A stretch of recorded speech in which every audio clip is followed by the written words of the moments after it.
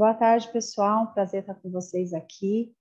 Quero agradecer a presença de todos nesse nosso penúltimo encontro. Foram várias palestras maravilhosas com convidados ilustres e hoje não vai ser diferente com a nossa querida Eliacir, que vai tratar desse tema tão importante, né, e tão prático também, né, daquilo que é necessário fazer para que as nossas crianças tenham seus vínculos familiares fortalecidos. Eu quero agradecer, né, a disposição da Eliacir, como sempre, estar aqui conversando com a gente, e cada um que se dispôs a estar aqui essa tarde. Espero que nosso encontro seja muito proveitoso e, no final, nós vamos ter um período para dúvidas, para esclarecimentos, para perguntas. E, nesse momento, eu quero passar para a Denise, a nossa outra assistente social aqui da Ampara, que também nem precisa de apresentações, né? Porque de todo mundo conhece bem a Denise, e ela vai estar falando um pouquinho da nossa convidada, né? E de quanto ela é especial e importante para cada um de nós aqui nesse tema que hoje vai ser tratado. Bom, Denise, é com você. Olá, boa tarde. Pois é, há bastante tempo, né, assistente social aqui na Ampara, e nos últimos 2 anos e um pouquinho, né, a colega também muito conhecida em todo o Mato Grosso, Eliacir, veio compor a nossa equipe, e aí nossa dupla dinâmica, né, Eliacir? As duas assistentes sociais aqui, então, da Ampara, para a gente conseguir dividir um pouquinho melhor o nosso trabalho. Dividir não, somar, né? Porque a gente se esforça para estar fazendo muitos dos nossos trabalhos aqui. Então, a Eliacir Pedrosa, que vai falar hoje para nós, assistente social, com especialidades nas áreas da assistência social e de saúde pública, é socioterapeuta e mestra pelo Centro de Psiquiatria, Psicologia e Sexologia de Barcelona, professora nas disciplinas sobre violência contra criança e adolescente e políticas públicas do SUS e SUAS, pela Escola de Conselhos de Mato Grosso, atua há décadas, né, e por isso tem muito conhecimento aí do Estado e das áreas de enfrentamento à violência intrafamiliar contra mulheres e seus filhos, participa de várias instâncias de controle social nas políticas de assistência social e da infância e juventude, inclusive representa a nossa instituição junto ao Conselho Estadual de Direitos da Criança e do Adolescente, é formadora nas capacitações sobre notificações compulsórias de violência interpessoal e autoprovocada pelo SINAM, participa de projetos sociais nos municípios de Mato Grosso, como já disse, técnica da equipe da Ampara, há muitos anos, né, como colaboradora, a Eliacir já participava das ações da Ampara, e é isso, nos últimos 2 anos e meio integra oficialmente a nossa equipe técnica, é mãe de origem, mãe por adoção, habilitada para ser família acolhedora e avó de 2 netos. Essas informações últimas são as prioridades na vida dela, né? E ainda que, ainda que por fim, mas não menos importante, né, Eliacir? Então, querida, a palavra está com você. Hoje estamos aqui para te escutar e aprender um pouco mais contigo. Obrigada. Obrigada a vocês. Primeiro, agradecer a Deus por ser instrumento, né, de um trabalho tão digno como este da Ampara, né? Muito satisfeita por isso, de finalizar minha carreira por aqui, quem sabe, né? E a confiança, né, da diretoria, da equipe, das colegas, na minha pessoa, né, para poder estar fazendo parte desse projeto. Tantos profissionais brilhantes já passaram por aqui, e não é fácil, né, estar aqui hoje, mas nós somos ousadas, né? Nós, assistentes sociais, militantes, ativistas, somos ousados. A gente que tem um pouco de experiência, nós podemos contribuir. Vamos aprender ensinando, ensinando, aprendendo. E aí, para iniciar a nossa conversa, eu me inspiro nas palavras do nosso querido professor, psicólogo clínico, filósofo e teólogo Schettini, que esteve conosco no último encontro, que ainda ficou para falar conosco novamente, de tantos fundamentos que ele tem para nos dar, né? E eu li um texto dele, quando eu estava buscando vários materiais para mim fazer uma consolidação, e eu mesma também criar as minhas próprias, da forma como eu acredito e que eu já vivenciei nesse trabalho de rede, eu encontrei um texto dele, inclusive enviei uma mensagem para a esposa dele, para ele, agradecendo, porque foi a partir desse texto que eu consegui escrever algumas coisas aqui para a gente começar a nossa conversa. Então, esse texto ele fez, é recente, é sobre a esperança. Ele diz que a esperança não é coisa do futuro, que é coisa do presente. Pelo fato de termos esperança, é que agora, no presente, nos sentimos seguros e confiantes. A esperança modifica a configuração da atualidade. Veja aí a filosofia dele. A esperança ela é diferente de espera. Quem espera busca o de que não tem certeza. Mas quem tem esperança tem certeza do que busca. E aí eu me insiro nesse lugar, bem nesse lugar, na hora que ele diz: quem tem esperança tem certeza do que busca. Nessas relações de convivência, ao perdermos a esperança no que esperamos das pessoas, nós perdemos também o ânimo de lutar pelas ideias, pelos ideais que caracterizam a nossa individualidade. Numa época de problemas que tivemos aí, pandemia ou pós-pandemia, tantas coisas nos aconteceram, tantas pessoas desanimadas com tudo, tantas frustrações. Mas ele vai além e diz que os nossos projetos pessoais, sobretudo no que diz respeito à causa da integração de crianças e adolescentes no contexto familiar, a esperança ela comparece, ela se apresenta como um insumo indispensável. Ninguém cresce em sua humanidade sem um olhar de amorosidade para os que enfrentam vicissitudes ao viver no mundo. E aí começa, então, o nosso tema aqui, de trabalhar em rede.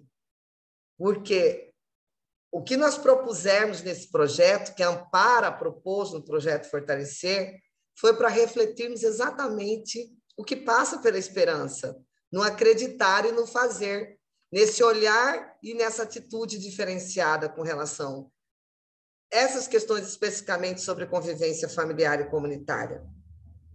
Dar valor à convivência familiar e comunitária para aqueles que foram desherdados provisoriamente ou que por muito tempo foram sustentáculos indispensáveis para o desenvolvimento humano. A convivência familiar ela é imprescindível. E a esperança que há em nós precisa chegar nessas crianças e adolescentes que estão institucionalizados ou abandonados.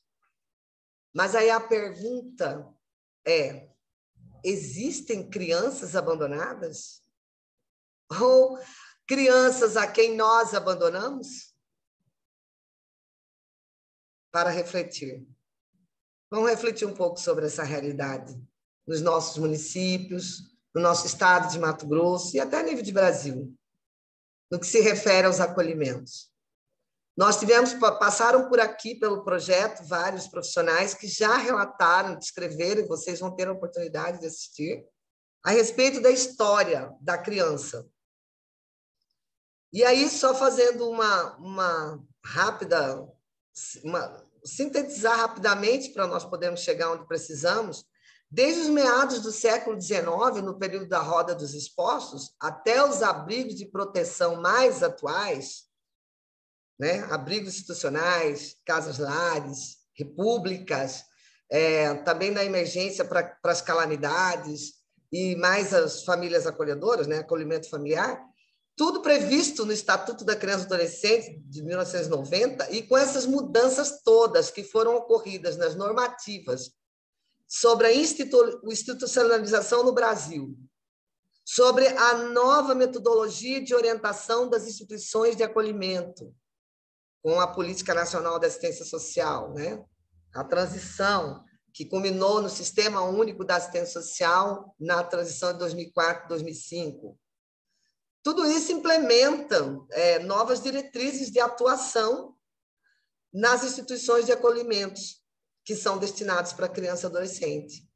Culminou com a tipificação depois, me parece que 2012, 2009, 2012, também as orientações técnicas de acolhimento para crianças e adolescentes. A própria Constituição Federal, né?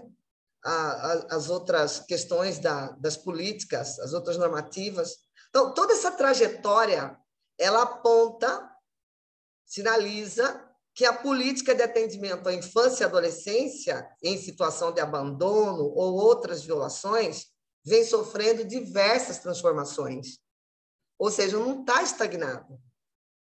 Existe um movimento, há uma dinâmica nessa caminhada.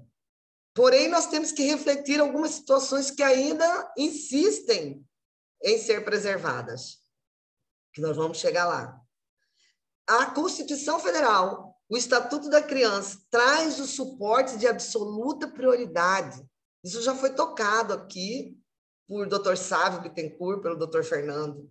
E nós não podemos deixar de enfatizar também nessa fala nossa, com estratégias e atitudes de rede. Porque, veja só, as ações que iniciaram, as implantações, as criações dos conselhos municipais, né? Foi uma luta, né? Eu faço parte dessa história. Né? Não existia conselho quando eu já comecei a atuar como profissional. E nós tivemos que fazer parte de fóruns. Os movimentos sociais eram bem presentes. E aqui em Cuiabá era muito forte. E eu digo era assim porque eu fiz parte dessa e estou achando muito morno, muito calmo por agora. Mas a criação dos conselhos municipais, dos fundos, né? Tanta discussão a respeito disso, dos conselhos tutelares, a forma como foi compreendida a atribuição do colegiado de conselho tutelar, as curadorias da infância e juventude, a redefinição da atuação dos juízes de direito, né? Foi uma redefinição que passou, os juízes da infância e da juventude.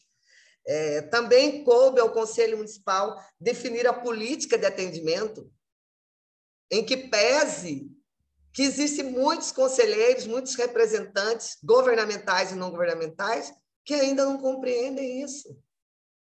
E estão com seus nomes lá, representando as instâncias, assinando a documentação e ainda desconhecem, né, a finalidade dos conselhos municipais, que é elaborar a política de atendimento da criança e do adolescente. Supervisionar, monitorar, estar junto, articuladamente, né, com os outros pares, governamentais e não governamentais. Infelizmente, nós ainda estamos passando por esse processo. O Conselho Tutelar, como a execução do Conselho Tutelar, tudo isso são ações do que se refere à absoluta prioridade em criança e adolescente. E entre esses direitos previstos pelo Estatuto da Criança, destaque-se a convivência familiar e comunitária, que prevê o fim da institucionalização de crianças e adolescentes. Não é Eliacir que está falando sozinho aqui. Está previsto. Isso foi homologado, e já há algum tempo. O que falta é o estudo, interpretação e prioridade nas ações relacionadas a isso. E uma rede bem articulada, né? Mas já está lá posto. E esse fim dessa institucionalização de crianças e adolescentes, como era a prática de décadas anteriores. É por isso que é uma dinâmica. Mas nós somos cientes de que crianças e adolescentes devem ter o direito de ser protegidos, com suas famílias de origem. Nós estamos falando sobre isso, do investimento nas famílias de origem. Ninguém está aqui dizendo que é necessário porque nós priorizamos, porque ampara. Não. É a prioridade, é a proteção com suas famílias, mas proteção social. né? É indispensável, independente da situação financeira dessas famílias. Porque não é por conta da pobreza que se perde o poder familiar. E aí nós estamos falando de que quando isso deixa a desejar, compete ao Estado proteger e assistir essas famílias de acordo com as suas necessidades. Simples assim. Não é uma perseguição, não é uma concorrência, não é uma oposição. Isso está posto. E há uma dinâmica e um desenvolvimento para chegar até aqui, onde nós estamos. E aí a pergunta que não quer calar, né? Que daí vem e começa a nos instigar. E aquelas famílias que nem sempre têm sido o espaço ideal para a convivência familiar, e nem mesmo para a sobrevivência de seus filhos? Aos que não querem ou que não podem cuidar de seus filhos. E nós, técnicas aqui, gestores, conselheiros, mas em especial aqueles que estão sempre em atendimento, em acompanhamento familiar, que está, as pessoas falam na ponta, mas para mim que não é ponta, para mim que é centro, porque quem faz é centro, né? E aí, então, quem está fazendo esse trabalho sabe, conhece a realidade, que muitas das famílias não têm condições de ficar com seus filhos, ou não querem ficar com seus filhos. E aí, o que faremos? O que podemos fazer para que esses filhos não fiquem invisíveis? Porque já há um tempo ficaram invisíveis. Eu sou de uma época, eu já tive como profissional pela CNBB, na pastoral daquela época, na década de 80, na pastoral do menor, onde que nós trabalhávamos com as meninas exploradas sexualmente, eu era coordenadora de uma das casas, e ali eu comecei a aprender, tinha o CEPETRA, que era o Centro de Pequeno Trabalhador, que incentivava os meninos a trabalharem. Então, eram assim, centenas de meninos que chegavam das ruas, lá no CEPETRA, no nosso trabalho, com as caixas de engraxate, com seus equipamentos no ombro, para ir almoçar lá no restaurante. E lá nós tínhamos acesso a eles, eu já era assistente social, trabalhava com as meninas, mas eu também almoçava lá e ficava também para fazer parte dessa equipe lá da pastoral.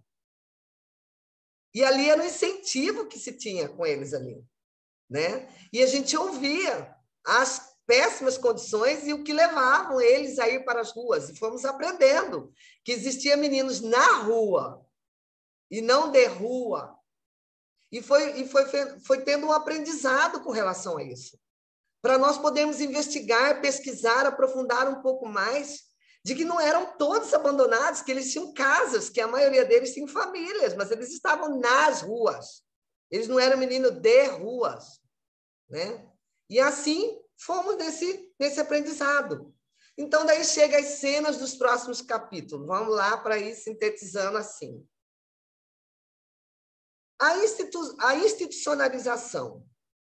Se o objetivo maior é evitar o abandono, então não se pode negar que crescer longe da família deixa marcas definitivas.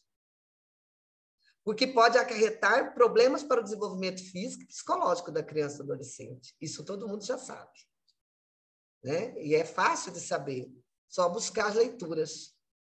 E hoje a gente tem muito mais acesso do que antigamente. Os estudos sinalizam, apontam que os abrigos ou casas-lares previstos no ECA, olha o que eu estou falando, preste atenção, previstos no ECA, ou seja, executarem de acordo ipsilipse do que está lá nas diretrizes, na metodologia para serem aplicadas.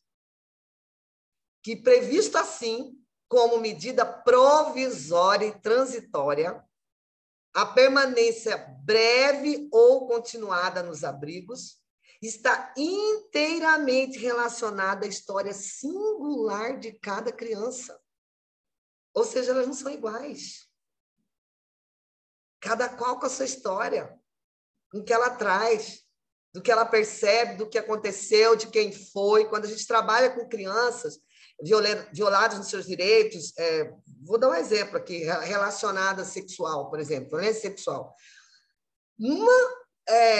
muda completamente da outra, uma diferente da outra, uma vítima diferente da outra, porque depende de quem foi que a violou, quem foi, quando foi, quantos anos ele tinha, por quanto tempo isso aconteceu, se a vítima chegou de revelar, se revelou para quem, se esse quem deu ouvidos e aceitou, acreditou na palavra da criança ou do adolescente, se isso se tornou um escândalo, porque, né, quando vai revelar, se for numa escola, na família, no bairro, aí todo mundo sabe, antes mesmo da rede começar em ação. A primeira rede já inicia, né? Do julgamento e das fofocas, né? O que prejudica cada vez mais as vítimas. Então, vai depender a intensidade do que ela vai absorver, do que ela vai superar, essa vítima vai depender de tudo isso, do que ocorreu com ela, de quem foi, de como foi, né? Então, todos esses estudos apontam de que há uma situação peculiar de cada criança. E mesmo elas estando nos abrigos, nas casas-lares, previstas no ECA, da forma como o ECA prevê, né? Então, assim, o acolhimento ele tem que ser realmente uma medida protetiva, de caráter excepcional, exceção da exceção, transitório, não pode ficar. E por que fica? Ah, mas é assim, a gente conversa, sempre foi assim, sempre vai ser. Síndrome da Gabriela. Eu nasci assim, eu cresci assim, vou ser sempre assim. Gabriela, né? E aí não muda nunca, porque está estacionado. É assim que eu nasci, é assim que eu vou morrer. Não é assim, né, gente? Nós sabemos que nós podemos fazer diferente. E aí, um segundo agora para me tomar um pouquinho de água, pensem. No cantinho do pensamento agora. Olhe para a realidade de onde você vive. É assim? Está no verde, no amarelo ou no vermelho? Metodologia da Unicef. Para os municípios.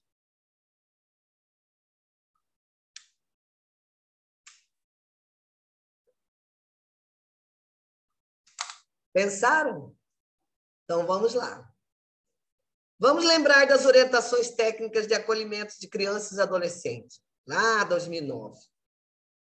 Quando a retirada for representar o melhor interesse e o menor prejuízo ao seu processo de desenvolvimento, todos, é o que eu sempre digo nas aulas para os conselheiros tutelares, todos os empenhos devem ser tomados para garantir que o abrigamento se dê no menor tempo possível, inclusive garantindo seu retorno para a sua família de origem ou, excepcionalmente, numa família substituta. Será que há esse empenho da rede?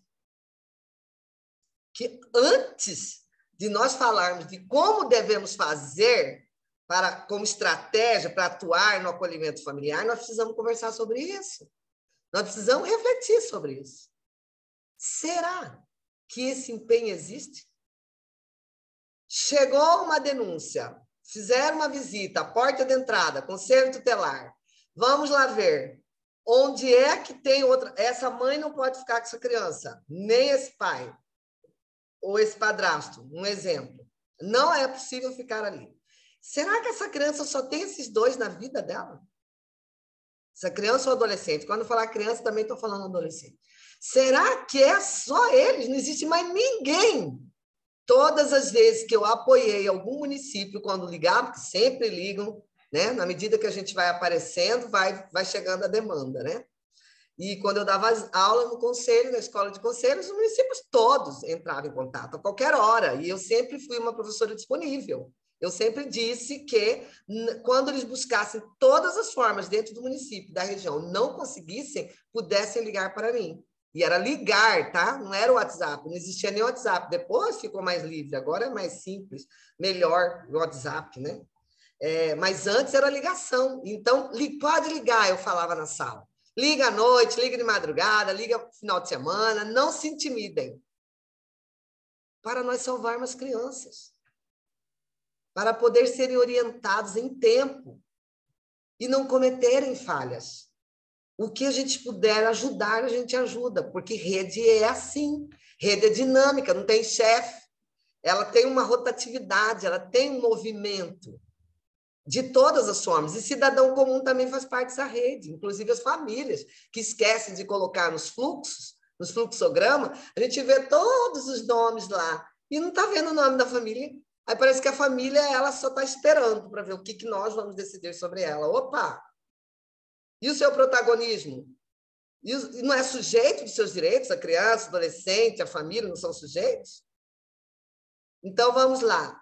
Precisamos ter todo o empenho para descobrir onde tem algum outro vínculo com essa criança, com esse adolescente, antes do acolhimento.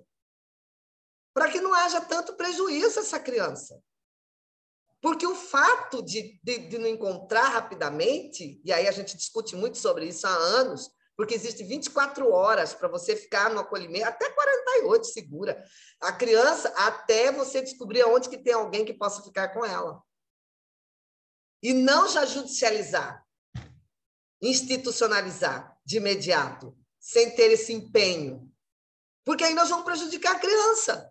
Porque nós sabemos depois que para sair de lá, quantos relatórios, quantas visitas, quantas rotatividades de profissionais, quantas faltas de seleção, quantas faltas de capacitação, começa tudo do zero, aí mudou de casa, mudou de endereço, mudou de bairro, mudou de cidade. Porque a família é assim, né? As famílias que estão em vulnerabilidade social, em situação de risco, elas mudam. Há uma mutação aí. E aí a gente sempre bate nessa tecla de que, para ser excepcional, precisa ter que, primeiro, recorrer a todas as formas. Mas aí recorre a uma, duas, três, pronto, já desistiu, não encontramos ninguém, final de semana, véspera de feriado, à noite, madrugada, vamos embora, abrigo, casa larga. Então, temos que refletir a respeito disso. Nós estamos trabalhando mesmo com a criança como sujeitos de direitos, de verdade, gente. De verdade. Faça essa reflexão. Faça essa reflexão.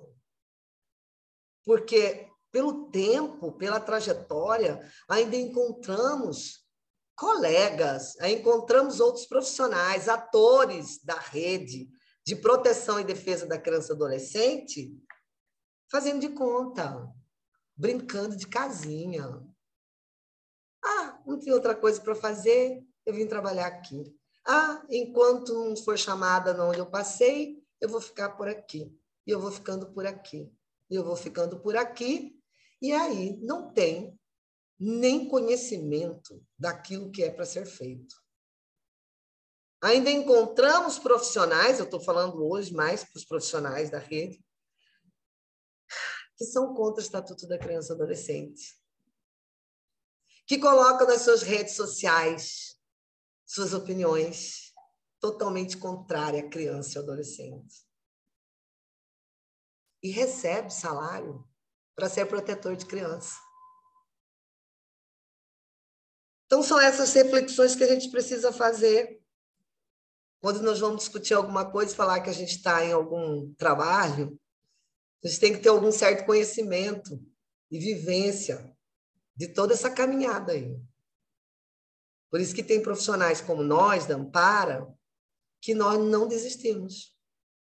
Como tantos outros já passaram por aqui, tantos outros que são nossos companheiros de trabalho, né, atuantes de verdade, né, que não desistem, morrem trabalhando, porque sabe que é necessário continuar fazendo essa proteção.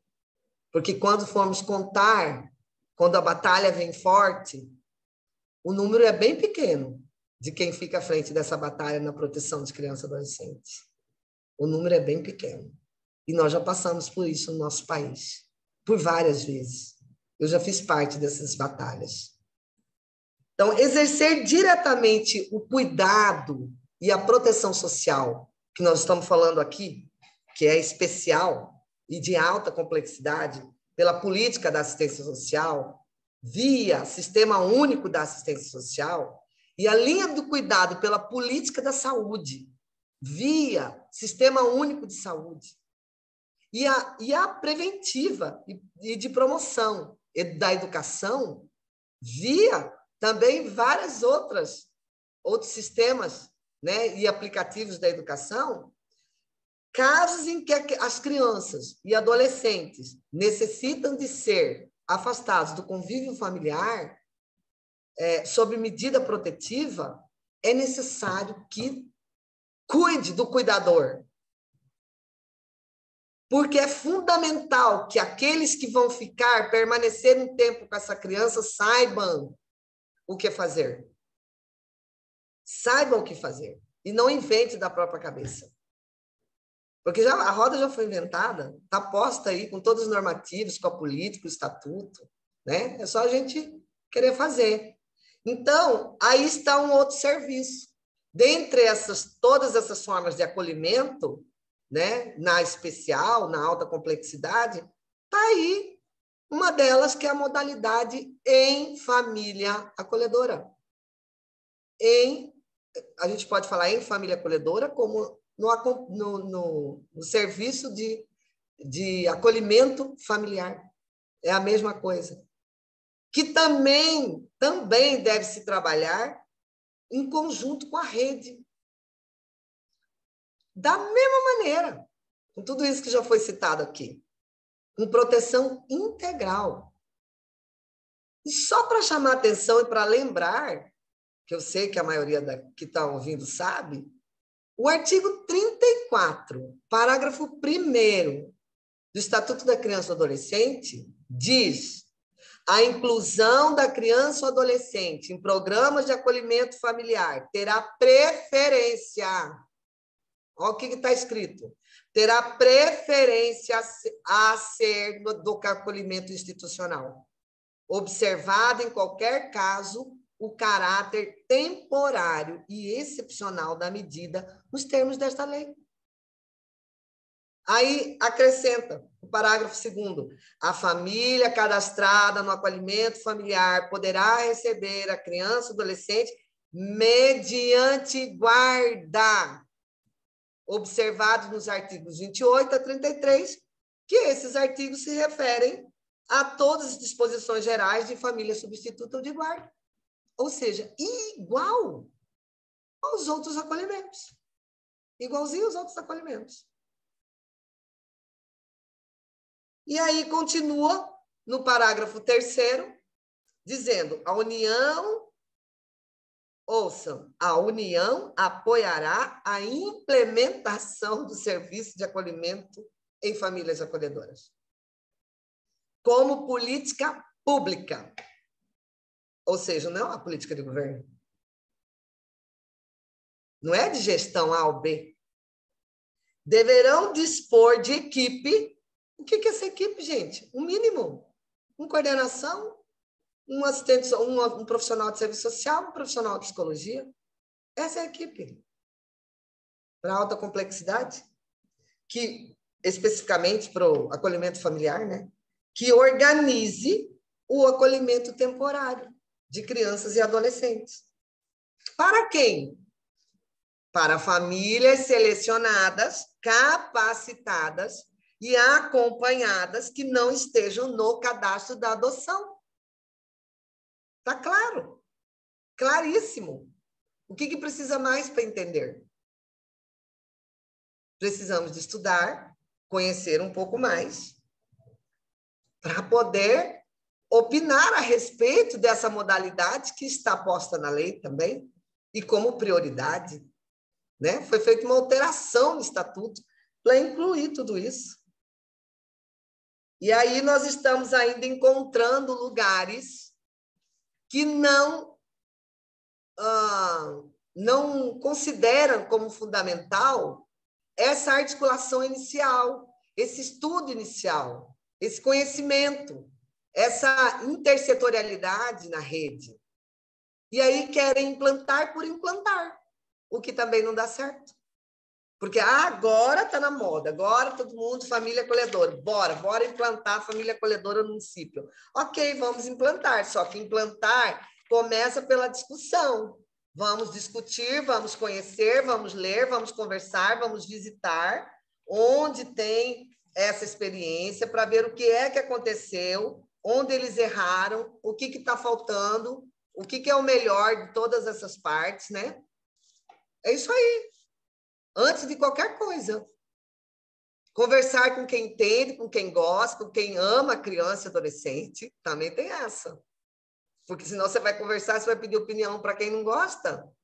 Para quem não gosta e tem raiva de quem gosta, aí as coisas não saem mesmo. Elas podem até chegar no papel, chegar até a fazer a lei municipal, né? Mas ela não vai ser executada, porque falhou em alguma etapa nesse processo.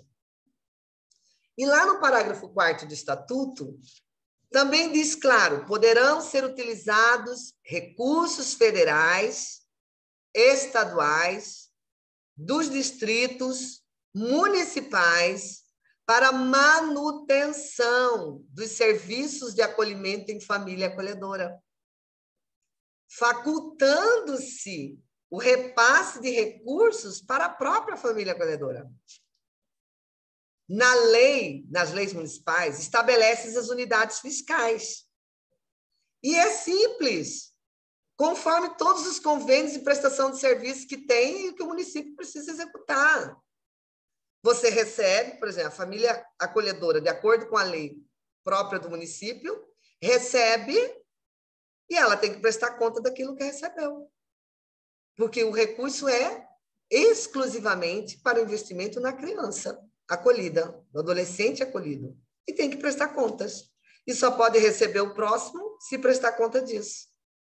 E aí, um pouco mais além, vai chegar de que, no artigo 35, que a guarda poderá ser revogada a qualquer tempo, mediante do ato judicial fundamentado e ouvido pelo MP. Então, para os contrários, que dizem que, mas pode ficar muito tempo, para sempre, com a criança e com o adolescente, não, porque existe uma lei que até, inclusive, não pode passar de 2 anos, o que eu acho até muito, né? É muito. Mas está na lei, né? Um dia a gente muda tudo isso. E isso é uma das vantagens que existe. Agora, vamos lá. Em quaisquer desses acolhimentos, em quaisquer deles, é fundamental nós estabelecemos algumas estratégias. Mas antes de nós entrarmos nessa estratégia de operacionalização,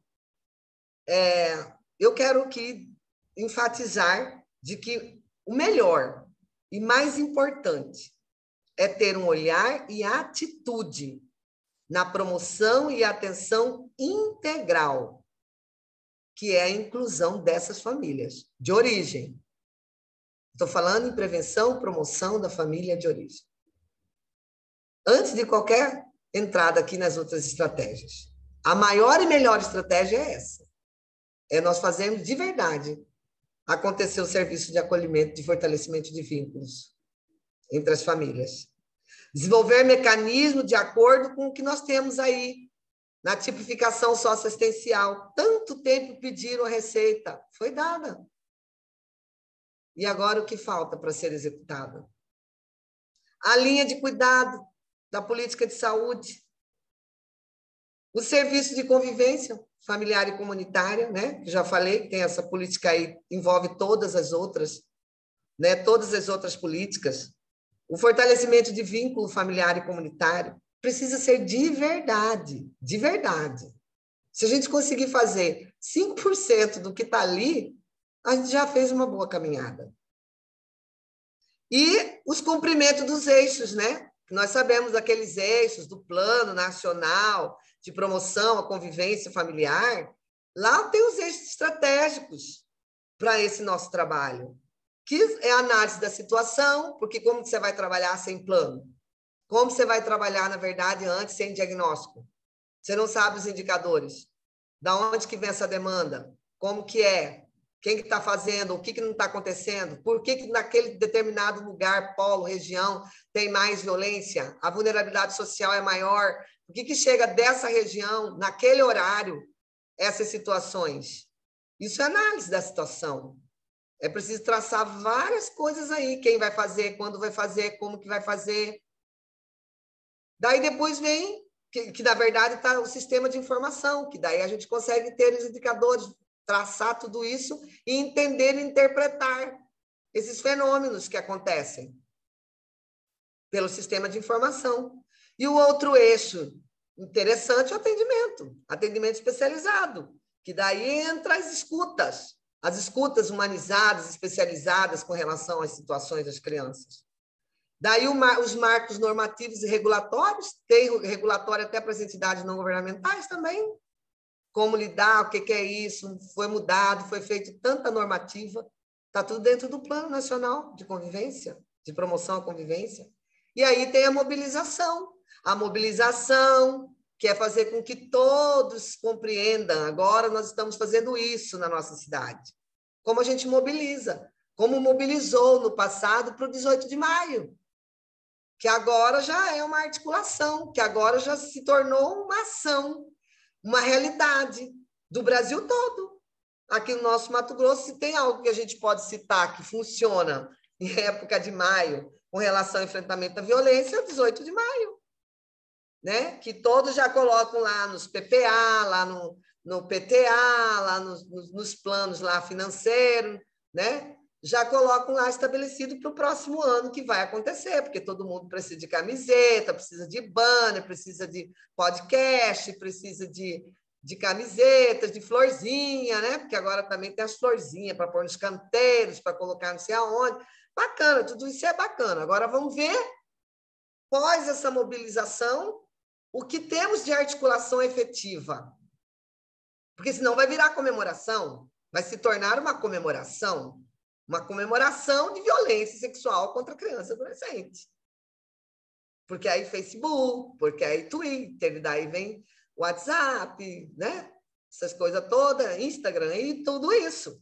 Bacana, ninguém está dizendo que não é para fazer, é para fazer. E se tornou uma realidade, uma ação efetiva. O que é que, após isso, foi traçado para caminhar um pouco mais anualmente, de um ano para o outro, onde nós podemos, com esses mecanismos, com essas propostas, com essas ferramentas, com essas articulações, por conta dessas mobilizações, diminuir o índice de violência contra crianças e adolescentes no seu município? E aí nós temos que ter essa pesquisa, nós temos que ter essa avaliação desses indicadores. Porque senão é oba-oba, é a florzinha do faça bonito. Faça bonito, tem várias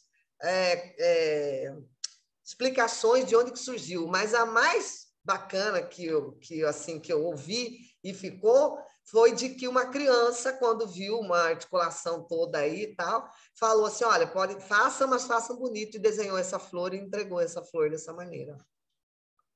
Então, que façamos bonito de verdade, não com beleza exterior. Porque isso daí passa, acaba, morre, vira nada. Queremos ver o legado, o que nós vamos deixar, o que nós traçamos, o que eu contribuí enquanto profissional, cidadã, cristã, que bato no peito para a mudança de vida de uma criança, de uma família. Isso eu questiono nas nossas capacitações, nas salas de aula, isso é a Eliacir falando. Você, cristã, você, o que é que você está fazendo para mudar essa realidade? Ah, mas eu também não sou nem cristão. Ok, você é um cidadão, não é? Então, o que você, cidadão, está fazendo para a mudança? A sua contribuição para fazer essa transformação? Em alguma demanda, porque tem um monte, né? Tem idosos, tem famílias, tem, né, problemas outras aí, tantos outros, né? Que não só criança e adolescente. Mas, enfim, voltando para o plano de convivência e de promoção, foi estabelecido, dentre esses eixos, pós-mobilização, articulação, a participação. E nessa participação tem os protagonistas. E com quem nós estamos trabalhando, eles devem ser sujeitos. Porque senão nós vamos ficar a vida inteira fazendo para eles e não com eles. Nós vamos fazendo para a rede. Vai ser um trabalho da rede e não entre a rede. E nós já vimos que isso está superado.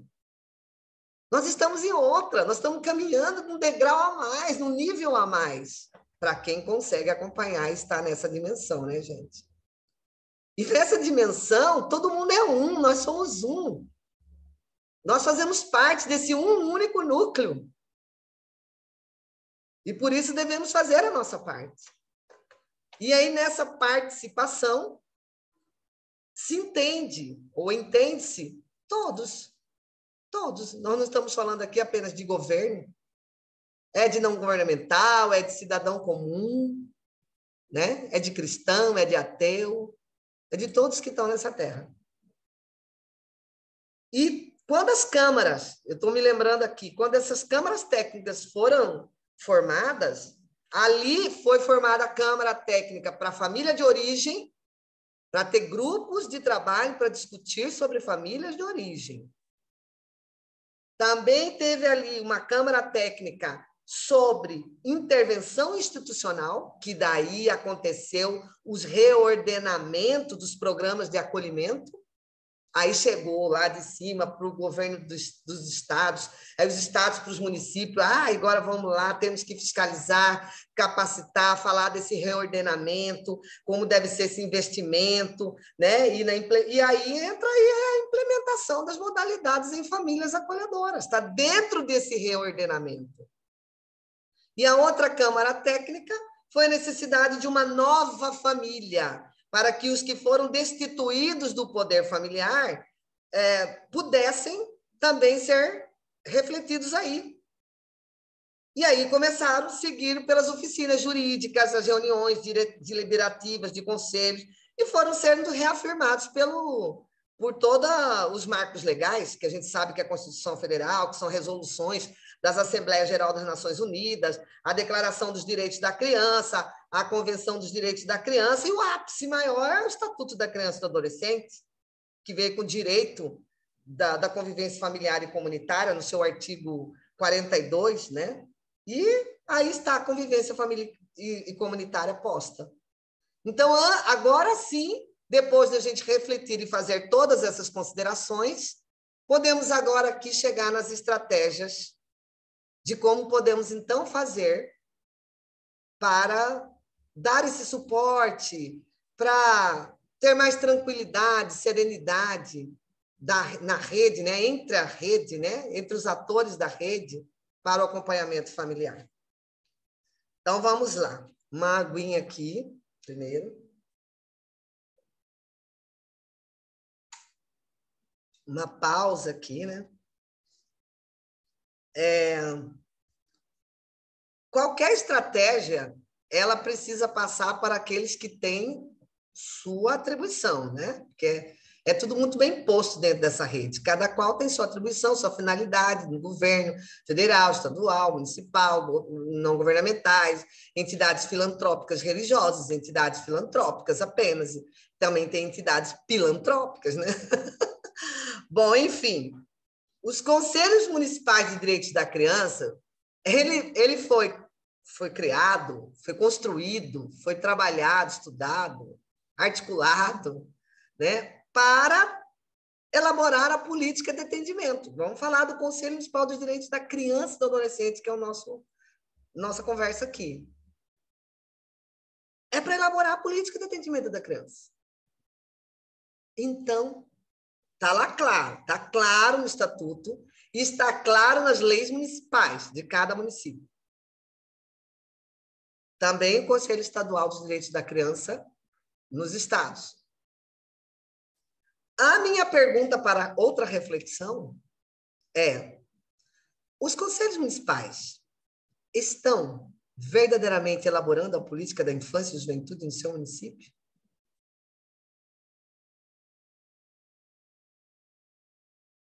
Ou ela vem de cima para baixo?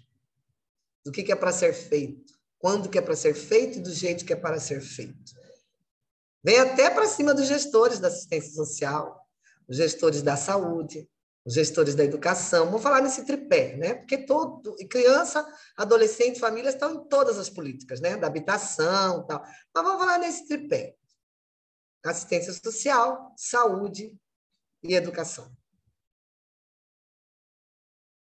São os conselhos municipais que estão elaborando a política?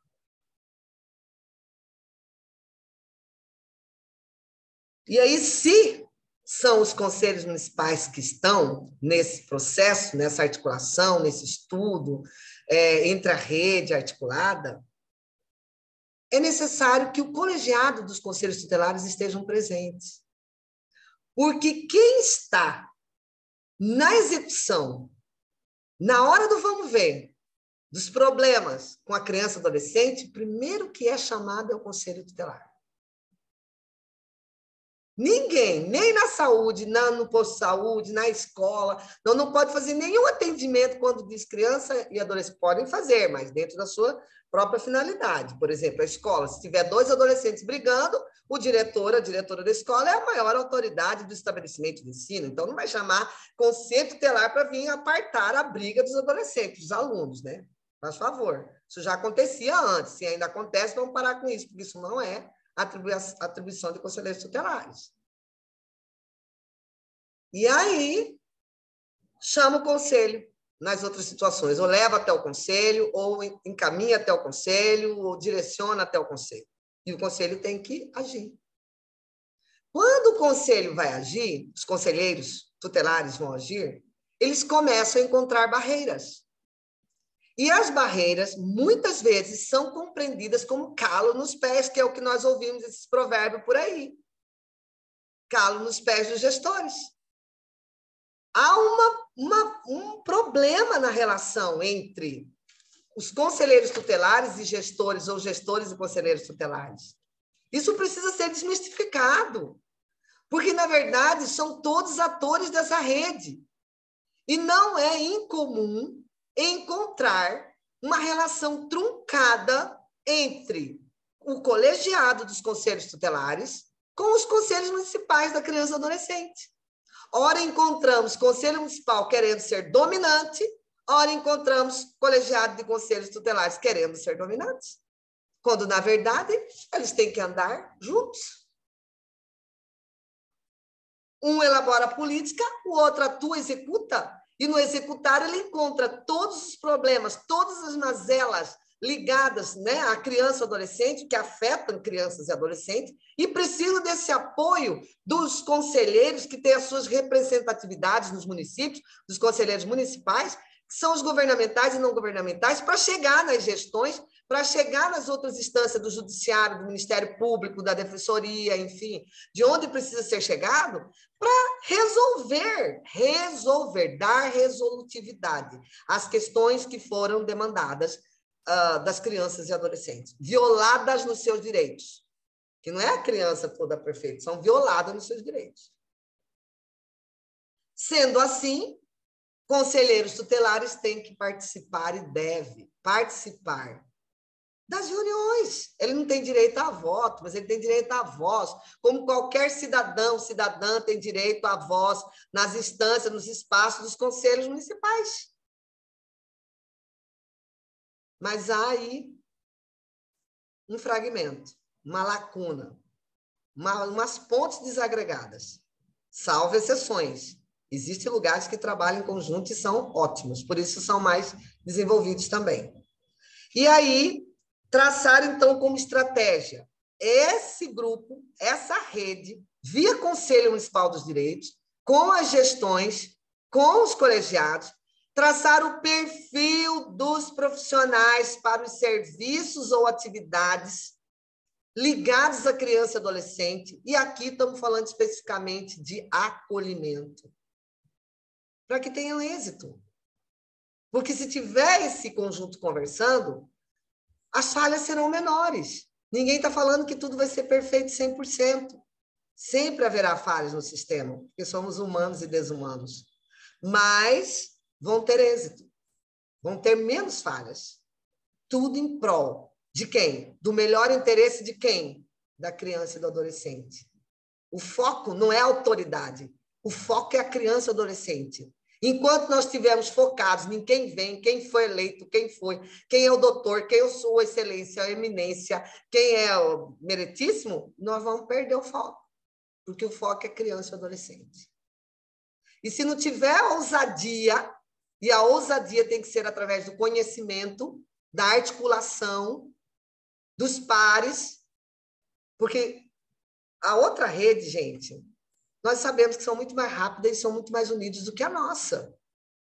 Por exemplo, a rede do tráfico. Eles são muito velozes. Eles têm uma fidelidade entre eles. Quebrou a fidelidade, está morto. E são muito rápidos. Existe uma hierarquia.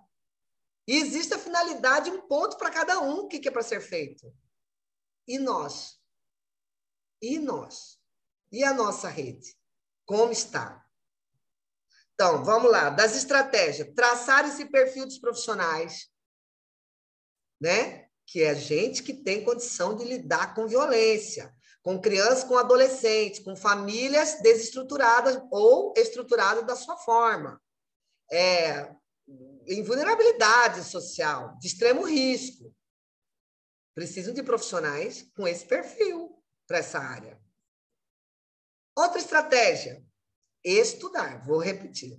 Estudar. Estudar, conhecer o que se trabalha. Porque se não conhece o que se trabalha, não tem como avançar, ele não tem ideia, não tem sugestão, não sabe o que está fazendo. Vai demorar 1000 anos até chegar e depois já está na hora de trocar. Já mudou tudo. Na hora que ele começa a aprender uma coisa, é outra. Já avançou, já teve um avanço. Estabelecer meio período, estou dando dicas, hein? Dicas de experiência. Meio período. Uma vez por semana, para avaliação, reflexão e estudos de caso. Você viu como que eu sou pontual? Hã? Imagina, eu corro de briga. Tem gente com o microfone ligado. Tem gente que não quis nem lanchar à tarde. Tem gente que é boa de briga e está com o microfone ligado aí. Desligue, senão nós vamos ouvir tudo. Estabelecer, então, esse meio período para avaliação, reflexão e estudos de caso. Porque é aí que se lava a roupa suja. É aí que se aprende. É aí que se respeita uns aos outros. É aí que um vai entender por que o outro é assim ou assado. É aí que vão entender o porquê que um caso foi mais rápido a ser resolvido do que o outro. Por que existem pessoas que querem mais fulano de tal e não ciclano. Outra estratégia, trabalhar em prol da manutenção do vínculo familiar com medidas, sem medo. Quando detectadas as violações de direitos da criança e do adolescente, iniciar imediatamente o acompanhamento familiar. Agora nós já podemos, né? Porque antes estava tudo online. Hoje já está presencial novamente. Vamos fazer de tudo para nos manter assim, porque é melhor para todos.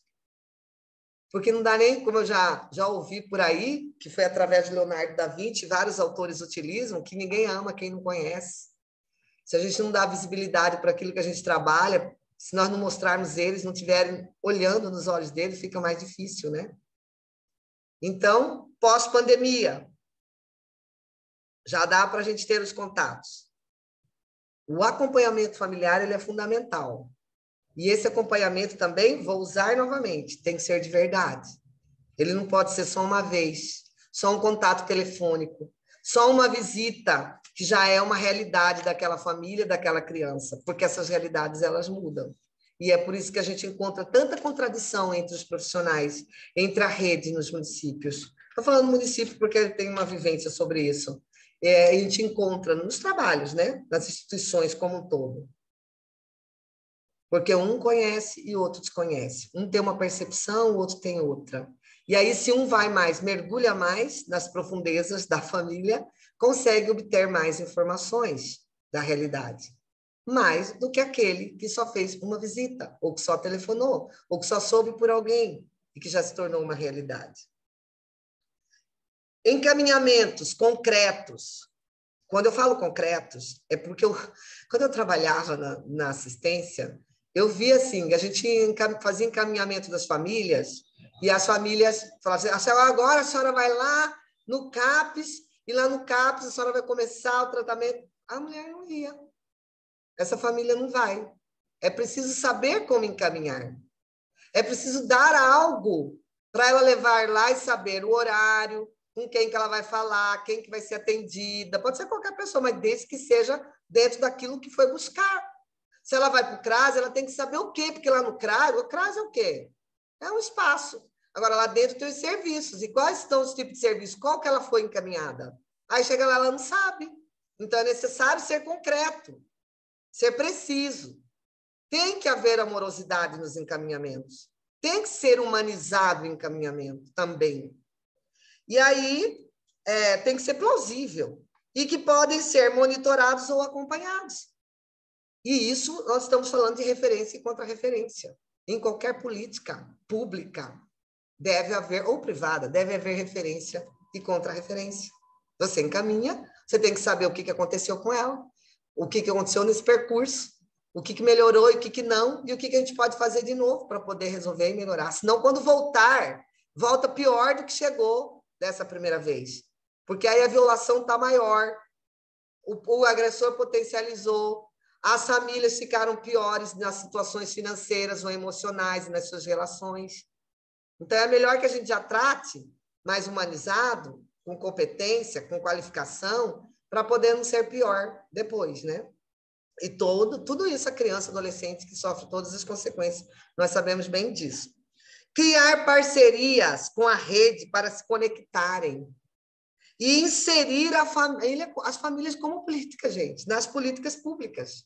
Elas precisam ser inseridas. Com o acolhimento familiar, isso eu estou falando em qualquer tipo de acolhimento, e com o acolhimento familiar não é diferente. Quais são as estratégias que nós podemos citar aqui e sugerir algumas dicas com relação a esses encaminhamentos, a essa estratégia de rede para acolhimento familiar?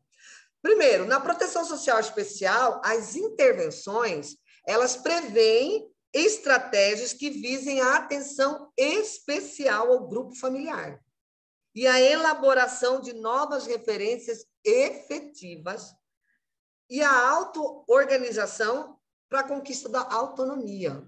Isso é o que está posto, é o que está prescrito. E nós precisamos saber como desmembrar, fazer isso ser prática, né?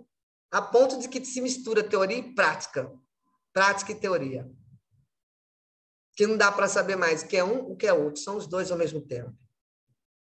Na alta complexidade, além do dever de proteger as famílias, do que está estabelecido, o Estado deve proteger os indivíduos ou famílias e exercer diretamente esse cuidado. Porque é alta complexidade. Em qualquer política. O serviço de família acolhedora, ao ser executada, ela deve estar com um fluxo desenhado. Entre a rede. Não adianta eu falar pelo outro. O outro tem que estar presente para poder fazer essa articulação. Do que eu posso, até onde eu posso ir. E não entrar no outro, na atribuição do outro. Esses procedimentos de atuação, ele tem que ser pactuado entre a rede. E isso é uma demanda de investimento de todos. Isso é um investimento. E são de todos. O acolhimento familiar, mediante guarda, está dentro desse processo. Está nesse fluxo, está nesse procedimento. E aí a outra dica que a gente acrescenta é que a equipe psicossocial das prefeituras, agora falando diretamente para as prefeituras, para a execução. Se forem os profissionais, os mesmos, que estão credenciados também no judiciário, no fórum, devem se articular com o Conselho Municipal, com o colegiado dos tutelares, com os CRAs, com o CREAS, com a escola, com a saúde, com os outros serviços da rede socioassistencial. Bem na etapa de onde vai se construir o plano individual, que é o PIA, né? que a maioria conhece, e com a própria família de origem. Ela tem que estar inserida nesse plano. Ela tem que saber o que estão pensando para ela fazer, porque ela não sabe. Pode ser que ela não saiba, que a vida dela também foi violada, que ela está reproduzindo toda essa violação, que ela está dentro de um contexto tão traumático, tão difícil, em sofrimento, que ela não consegue saber como que ela vai sair desse buraco. E aí tem nós, os técnicos, para falar, é aqui, por aqui que a senhora vai. Só que para ela ir, ela tem que saber para onde ela vai, com quem que ela vai, o que ela vai fazer. E aí, nessa etapa, para construir esse plano, é com a família de origem, é com a família acolhedora, e se for pré ou adolescente, com eles também como protagonistas. Porque senão esse plano ele não vai chegar no êxito, ele vai chegar até um ponto, ele não vai além, porque faltou a parte principal. Os próprios sujeitos da sua história. Por isso que não dá para trabalhar fazendo para o outro. É com o outro. Para que ele também tenha compromisso, responsabilidade, entendimento sobre aquilo que está sendo posto para ele. Se são equipes diferentes, devem se juntar para avaliar cada situação, pois são singulares. Não dá. Ah, eu já trabalhei, eu sei, porque lá no lar, porque lá no abrigo, porque é isso. Não! Cada história é uma história.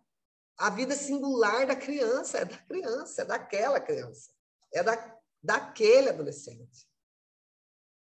E para dar velocidade no processo, buscar o mesmo ritmo, ou seja, acompanharem simultaneamente a situação, porque o que a gente vê é que não é isso que acontece. Não a maioria, não com todos. Existem exceções, mas aqui está um problema. Entre os profissionais, na rede. Um vai entender que a criança tem que ser reinserida, porque a mãe ainda tem condição de tal. A outra vai lá e vai falar, não, no nosso relatório a gente não viu isso, porque nós fizemos isso de visita. E aí? Com o que o juiz fica? Ele vai demorar, vai ficar lá o processo até que tenha um entendimento, até que ele decida. Então, é melhor que a gente, para trazer essa velocidade, por amar o que faz, por conhecer, por ser articulado, por estar cumprindo com as regras e cumprir com a lei do que está posto na sua atribuição, por que não fazer isso antes? Para dar velocidade nesse processo. E essa criança ser desinstitucionalizada. Conheço casos onde os técnicos se divergem e aí as crianças ficam permanecendo anos nas instituições de acolhimento. Bom, passando para outras dicas. Criar metodologia para chegar nesses critérios de avaliação para a reintegração. Isso não é difícil se tiver entre os pares. Porque cada um tem sua realidade, cada município, região. O nosso estado, ele é diverso. Porque imagina, 141 municípios, quantos polos nós temos? Cada polo, cada núcleo de uma forma, de culturas até diferentes, de origem diferentes, né? E isso... aí tem alguém aqui parabenizando e tem que sair para outro compromisso. Obrigado, Paulo, pela sua audiência. Depois você escuta o restante até o final. E aí vamos multiplicar isso, né, Paulo? Não sei qual Paulo, mas eu tenho certeza que é comprometido. Fala de qual cidade que você é aí antes de sair. Então, eu estava falando de criar novas metodologias, né? Critérios de avaliação. É quando uma família de origem ingressa em um serviço de proteção, representa um novo desafio. Temos que refletir com elas. Os fatores que levaram a criança ou adolescente ao acolhimento. Muito trabalho na mudança, na dinâmica dessa família. Mas só nós vamos conseguir encontrar se ela estiver fazendo parte desse novo desafio. Ela tem que fazer parte disso. Outra dica, criar alternativas para o resgate dessa responsabilidade de cuidar e de proteger. Cada cidade, cada lugar consegue solução para esses problemas, porque cada um sabe da realidade que tem. Não dá para a gente copiar um do outro, do que aconteceu lá em São Paulo e fazer lá em Nossa Senhora do Livramento. Não vai funcionar. Porque há uma diversidade aí, há uma diferença aí. Outra dica, ajudar os acolhidos a ressignificar as situações transitórias, as situações traumáticas que foram vividas por eles. Dar novo significado. E aí tem profissionais bons para isso. Conseguem fazer isso. Somos adultos, né? Já passamos por várias situações. Somos profissionais comprometidos, imagina, somos atores da rede de proteção dos direitos da criança e do adolescente. Tem gente que bate no peito, coloca parte, coloca emblema, coloca as coisas, coloca estrela, ganha moção e ganha aplauso, ganha título e um monte de... né? Vamos ajudar essas crianças e esses adolescentes a ressignificar essas situações. E essas situações são sempre relacionadas ao quê? Ao medo, à confiança, à identidade e à autoimagem. Agora, para isso, os profissionais também têm que estar preparados, né? Trabalhando tudo isso também, para trabalhar com a criança e com o adolescente. Eu vi um autor dizer uma vez, agora vou ter que lembrar daqui a pouco esse autor, que a ação em rede tem o potencial de proteger e de libertar o indivíduo.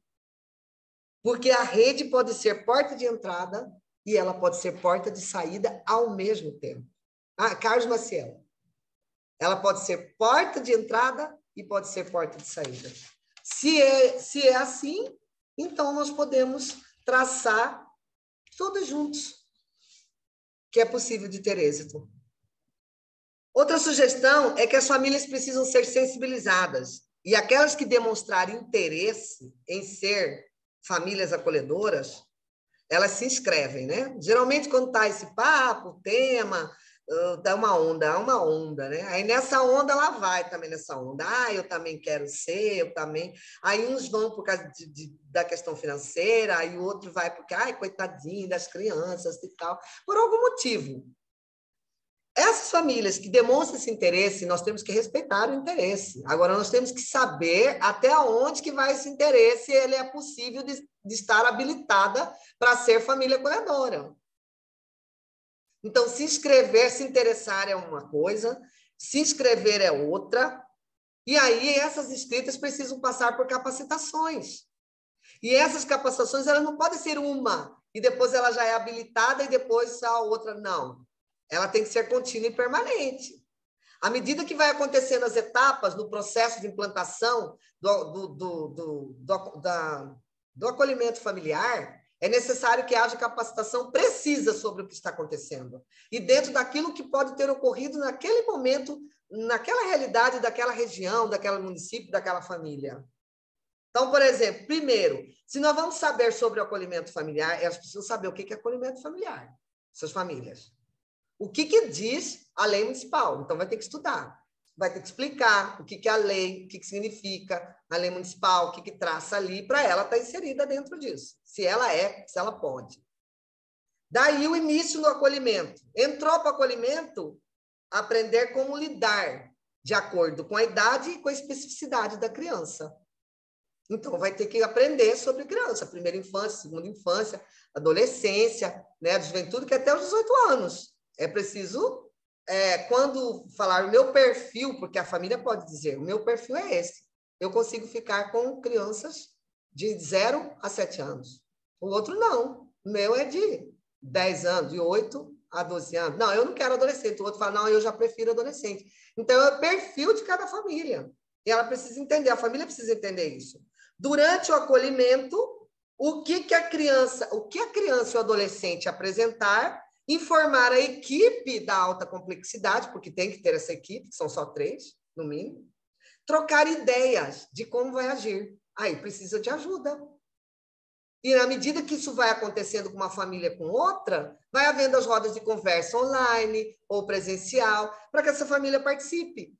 O que eu sei, até onde eu sei e que já vivenciei 1 ano e meio como família acolhedora, é de que nós aprendemos muito com isso. inclusive para educar os nossos filhos de origem, ou os nossos filhos por adoção, que são os que eu tenho em casa, que é a nossa família. Por conta de ser família acolhedora, nós aprendemos várias coisas. Percebem? A gente aprende. Então, não só ensina, a gente aprende também. E o que a gente aprende, a gente muda, mas muda o caráter, muda a forma de agir, dá uma transferência no nosso pensamento, entendem? E a gente consegue ter um coração melhor e viver melhor por conta dessa atitude, desse novo olhar diferenciado. A outra dica é o investimento, que ele deve ser um quarteto. Eu digo assim nas aulas, quarteto afinado. O que é quarteto afinado? Um investimento na criança e no adolescente acolhido, que devem ser muito bem preparados, desde o dia que entra, se vão sair de lá por adoção, se eles serão adotados, ou se eles serão reinseridos na família nuclear, ou se eles vão ser para a família extensa, né? Eles têm que ser preparados. Tem que haver um investimento nessa criança e adolescente acolhida. De como se está preparado para a vida ali fora, né? Lá fora. Um investimento na família de origem, porque se nós estamos dizendo que a convivência familiar é prioritária e a de origem é a prioridade, ela tem que ser trabalhada, né? Acompanhada, para haver uma mudança com ela, porque para ela não vai mudar e não vai ficar, e aí a criança vai se manter lá dentro para sempre, então. Porque se a família não tiver com vontade de mudar e de estar inserida, de ter esse pertencimento, de ter essa esperança, de ter essa resiliência naquilo que ela estava para sair do ponto onde ela estava, difícil, né? Então, tem que haver um investimento na família de origem. Ter um investimento na família acolhedora, porque, afinal, sem ela, não existe também esse acolhimento diferenciado, e ela precisa de entender. Ela vai também cometer falhas e vai precisar de compreensão, de estudo, de conhecimento, de compreensão, de paciência, não de tolerância, porque aprendi com o Schettino, né? Paciência, ela é infinita, e a tolerância, ela tem limite. Então, nós temos que ter paciência nesse trabalho, né? Nesse trabalho como um todo de proteção integral à criança.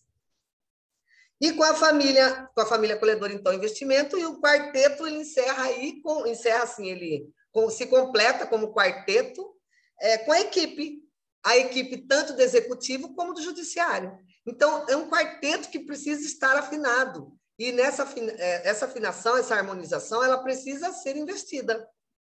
Uma outra sugestão, já indo para os encerramentos, é o atendimento, que ele precisa ser diferenciado. Trata-se de um ambiente familiar, acolhimento familiar, família acolhedora é um ambiente familiar, não uma instituição coletiva. É um atendimento individual, né? E comunitário, porque participa da igreja, vai para a escola, vai para as festas da família, né? Vai para outros eventos que tem que participar. E é permitida a continuidade da socialização da criança e do adolescente. É permitida essa continuidade. A criança pode, dependendo da situação, tem criança e adolescente acolhida em família que pode ter acesso à família de origem, e deve. Mas tudo permitido de acordo com o que está estabelecido no PID da situação singular daquela criança, daquele adolescente.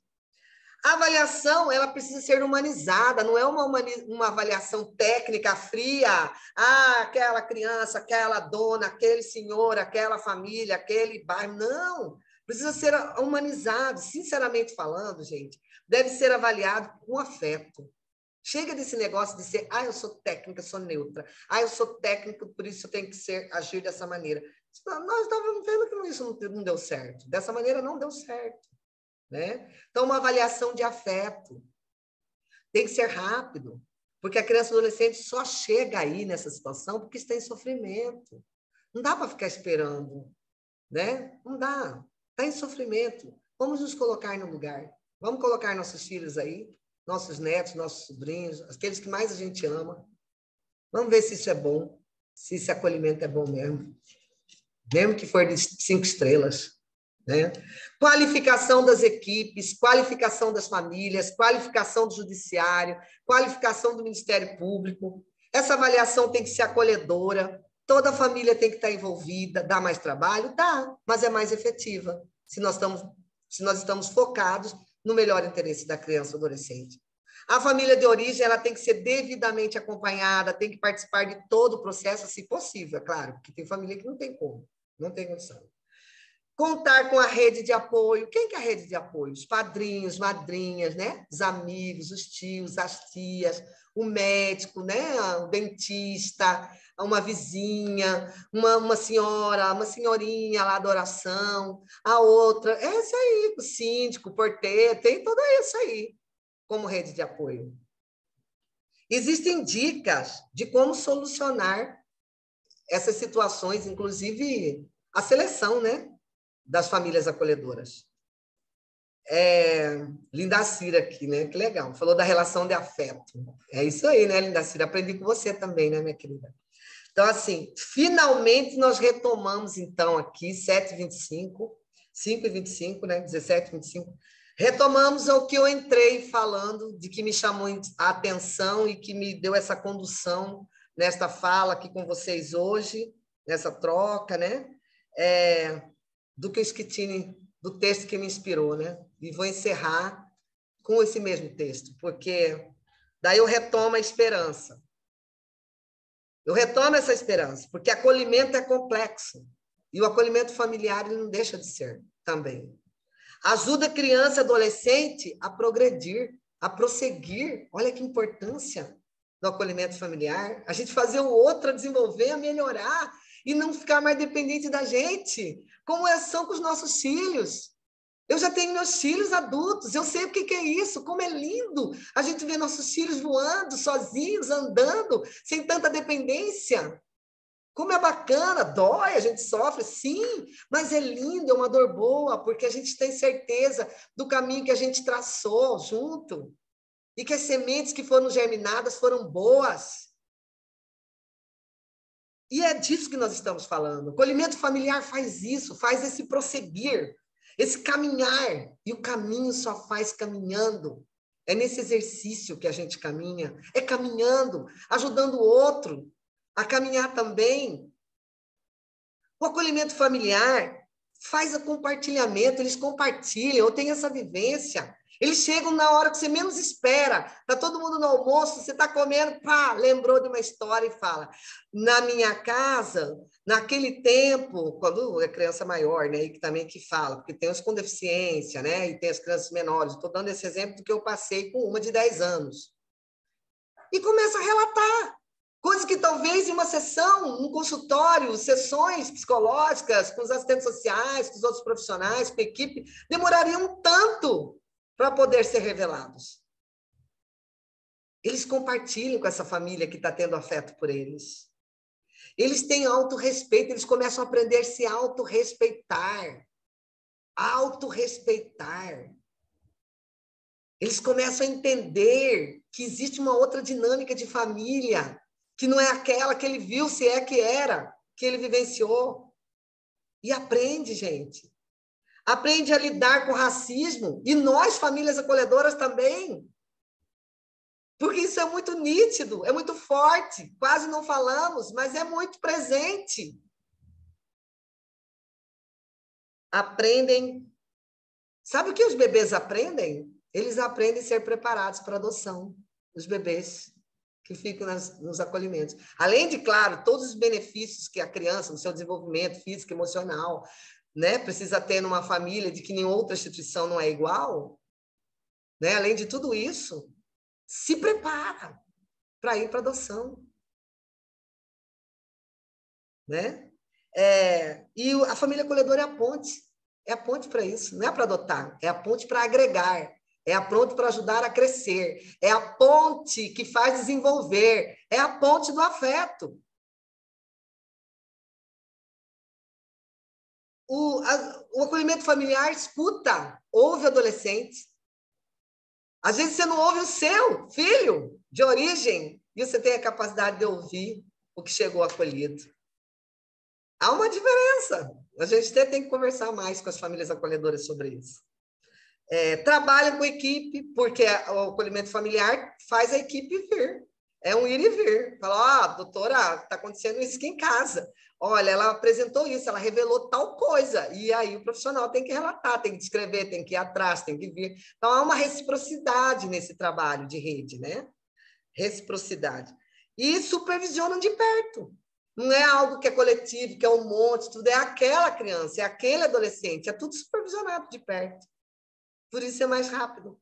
O processo tem mais velocidade e é mais com cuidado, né? Mais próximo, né? Então, daí, quando chega a lei municipal, para chegar essa lei municipal, que já me perguntaram antes de eu chegar aqui, é preciso ter um estudo, mobilização de rede, conversar sobre isso. Né? Não é assim a toque de caixa. E aí, quando chega a lei municipal, quando já é aprovado, que envolve a Câmara de Vereadores, o prefeito, a prefeita, todos os conselhos, a rede, tem que haver uma ampla divulgação sobre isso. E aí tem as polêmicas, e nós temos que enfrentar essas polêmicas. Nós não podemos esconder dessas polêmicas. Ninguém está dizendo que isso é perfeito. Isso é uma das modalidades que existe, que está posto na lei, como eu já falei. E qual é o problema de se testar? Aonde que é que pega que nós não podemos também experienciar essa modalidade em família acolhedora? É mais uma. Aí opta, decide aqueles que têm condição de ter 2, 3 tipos ou um só. É uma opção, uma decisão de rede. E aí a avaliação, a acolhida, né? Chega a acolhida, a avaliação inicial, aí tem as avaliações documentais, tem que ver se essa família realmente ela tem condição, porque se tem uma situação de abuso, de uso e abuso indevido de drogas, de outras substâncias, de álcool, se tem algum processo de agressor, de assédio, como já aconteceu em alguns lugares, que passou, desculpa o provérbio, passou batido entre os profissionais, isso é problema, porque é preciso ter um bom pente fino aí, né? Uma triagem aí. Aí o cadastramento, a seleção, a capacitação e o acompanhamento. E a capacitação sempre, até a saída do desligamento. Esse é o processo. Então, durante essas algumas horas aqui falando, eu espero que algo sirva para alguma coisa, para alguma mudança, para alguma melhoria, para alguma... Pelo menos para alguma reflexão, né, gente? Porque quando a gente está se colocando assim à disposição e colocando a cara a tapa, né? É porque a gente acredita, porque a gente tem amor no que faz, porque a gente tem afeto por isso, porque a gente não larga disso de jeito nenhum. Eu fico ouvindo, você está viúva, você está aposentada, você podia estar em outra. Não tem como estar em outra, porque aquilo que nós construímos, começamos, ainda não terminou. E ainda precisa, eu preciso, eles precisam, e nós somos um. Então, essa esperança, ela está dentro desse amor. O amor, ele não é necessariamente estar no outro. Essas são as palavras de Schettino que eu quero encerrar. O amor não necessariamente é estar no outro, mas sim, obrigatoriamente, em nós.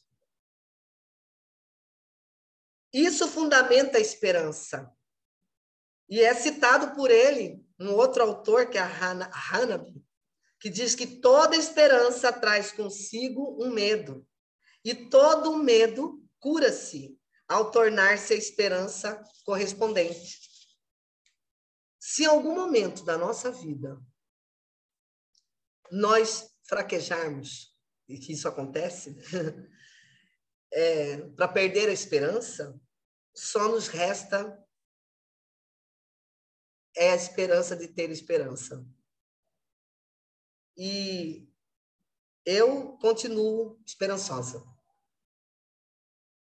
Eu acredito, de verdade, que dias melhores virão e que crianças e adolescentes podem ser tratados verdadeiramente com afeto, com amor. E você? Como que você está nesse processo? Pensem nisso. Pensem, vamos para refletir da importância desse acolhimento familiar.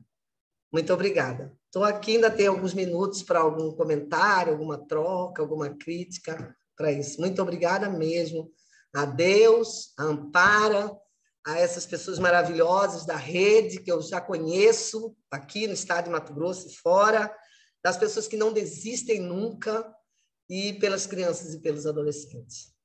Muito obrigada mesmo, de coração. Obrigada a você, Eliaci, por trazer de forma tão aberta, né, sincera e emocional, assim, tudo que a gente precisa saber e ouvir, né, para quem está aí na ponta, realmente trabalhando com as crianças e adolescentes, né, lutando pelos seus direitos. E hoje você falou bastante sobre esperança e eu tive a curiosidade de olhar aqui o que significa a esperança, né? Para quem é cristão sabe que a esperança é a certeza daquilo que não se vê, né? É uma fé, é uma confiança, mas aqui no dicionário diz que é um sentimento de quem vê como possível a realização daquilo que se deseja. Então, a esperança não é algo inerte, é algo paralisado, algo de sonho, mas é uma visão, uma certeza de que aquilo que a gente luta vai acontecer através das nossas atitudes, das nossas estratégias, do nosso comprometimento, envolvimento com aquilo que se faz. E esse trabalho do Fortalecer foi pensado justamente para fortalecer esse trabalho em rede, que foi tão falado aqui, da importância de ser feito em rede, porque quando estamos juntos, somos mais fortes, e eu acho que isso ficou bem claro na fala da Eliaci, que sozinho nós conseguimos alcançar algumas coisas, mas juntos vamos muito mais longe e conseguimos coisas bem mais elaboradas e fortes, que garantem mais direitos das crianças e adolescentes. Aqui, pelo nosso bate-papo, eu vi que tem muitas pessoas te agradecendo, Eliaci, dando parabéns, né, concordando com você. Não sei se alguém quer fazer uma pergunta específica sobre o tema de atitudes e estratégias para a formação dos vínculos familiares, ou alguma outra pergunta, a gente ainda tem alguns minutinhos aqui, aí eu vou deixar que vocês mesmos possam abrir seus microfones e falar, caso desejem, tá bom?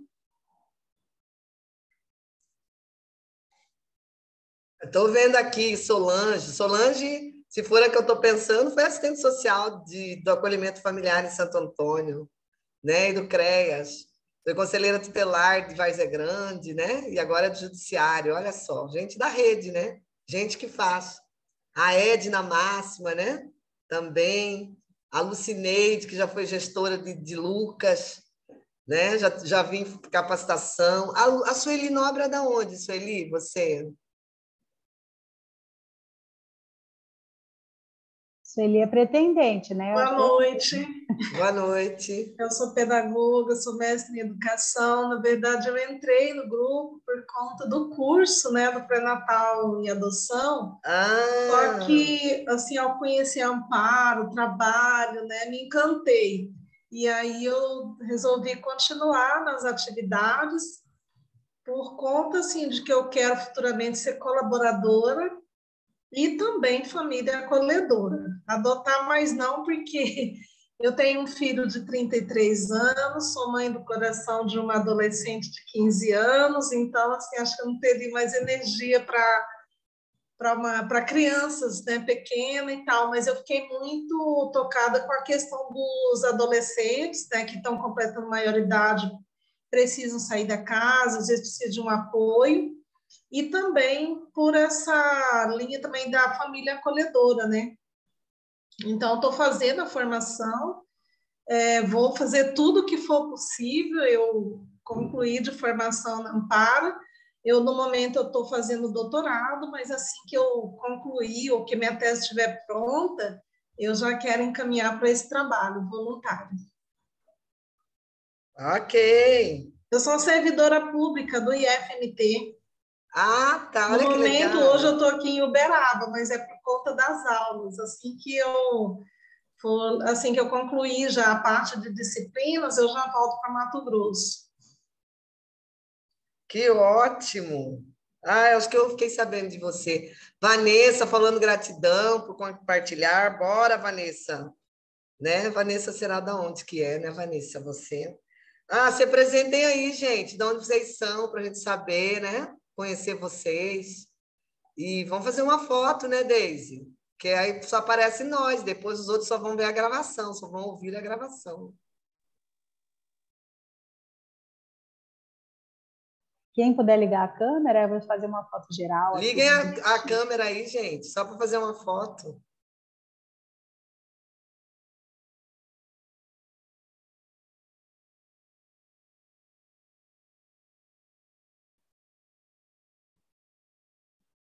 Pronto? Maria Aparecida de onde? Olha lá, Maria Aparecida apareceu, olha lá. Do Judiciário de Várzea Grande, ele assim. Ah, que bom! Parceira da Solange. Ah, que ótimo! Que maravilha! Mas é grande, está sinalizando vontade de fazer acolhimento familiar, hein? Opa, estamos aí. Uhum, já chegou informação para nós. Precisa, né? Precisamos. Ah, ali, Vanessa é madrinha, prestadora de serviço Casalar de Cuiabá. Ah, que legal, olha só. Ah, nossa cor, casa. Que bom. Mas então, Deise, é com você. Acho importante tudo isso, essa conversa nossa.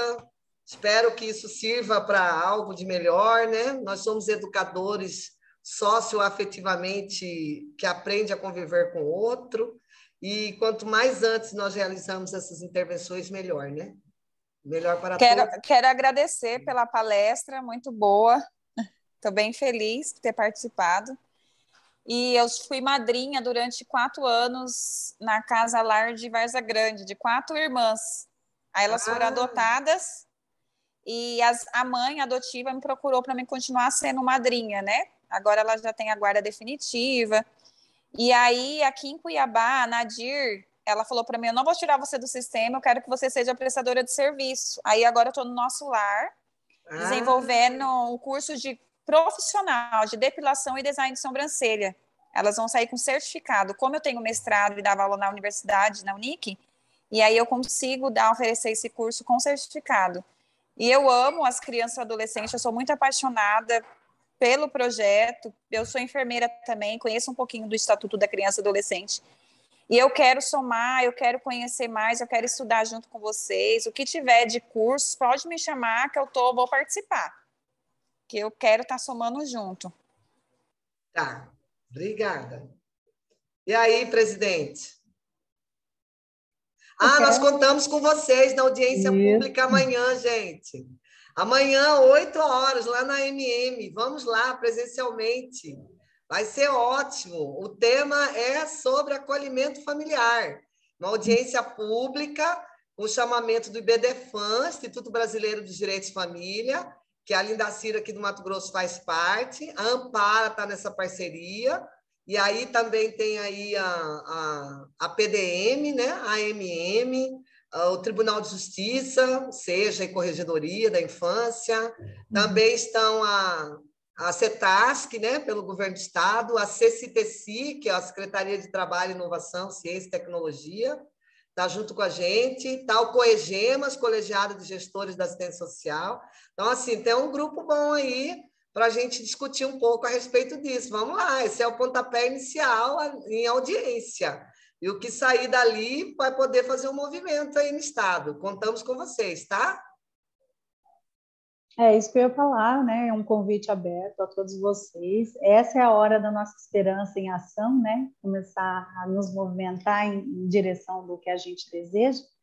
E eu tenho certeza que vai ser um sucesso, vão ter muitas pessoas importantes e que têm, assim, condições de nos ajudar a implementação desse serviço, e todos vocês estão convidados. Eu quero agradecer de novo, né, em nome da Ampara, em nome de tantas pessoas que passaram por aqui, né, a presença de vocês. Eu vi que tem gente que está aqui desde a primeira, firme aí, né, compartilhando e participando, né, Lucileide aí, eu vejo a Lucileide sempre.